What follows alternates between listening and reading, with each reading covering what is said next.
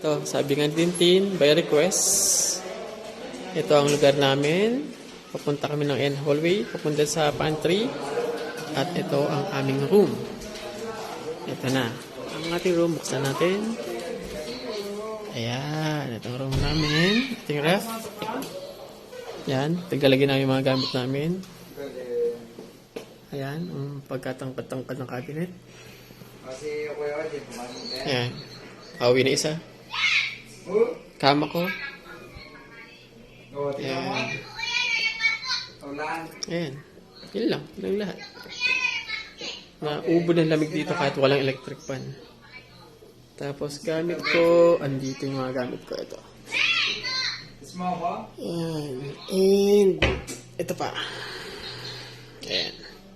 Hindi pa maayos eh. Tapos yung iba nandiyan pa. Yun lang. Bye-bye.